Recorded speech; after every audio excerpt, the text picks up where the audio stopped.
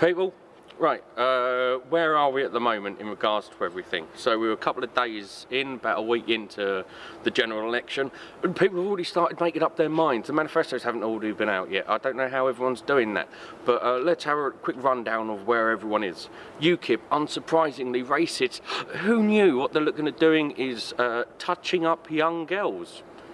Very strange thing that they're looking at doing.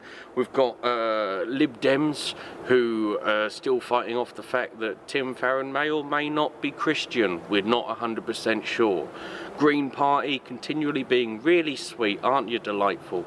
Labour had a lovely idea for about 4 hours, then got fucked for it because it's pointless. I'm quite sure that Corbyn doesn't want to be in power, because it's a lot harder to be morally superior when you're actually in power. And of course you've got Tory Party.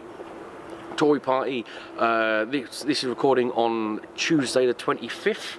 So yesterday Tim Farron came out and said that Corbyn will be dangerous for our defences because he's not willing to nuke everyone with a frothing rage, whereas Theresa May is willing to set off nukes before anyone shoots at us.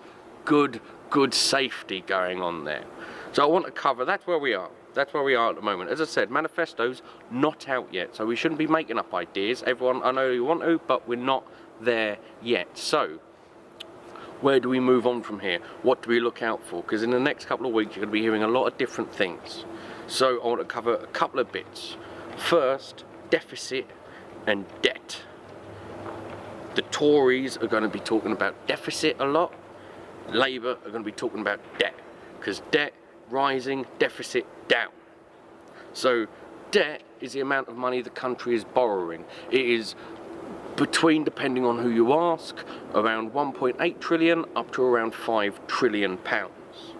Now, we do not care about debt in this country. The main reason we do not care about it is simply because that is something for other generations. You know, children are the future and their future's fucked. So Tories will continue going on about the deficit. Now the deficit is the difference between incoming and outgoing. Tories will claim that they've knocked that down by a third, two-thirds, something along those areas. The reason for that, the reason that the deficit has been cut so much is because we are privatising an awful lot and austerity.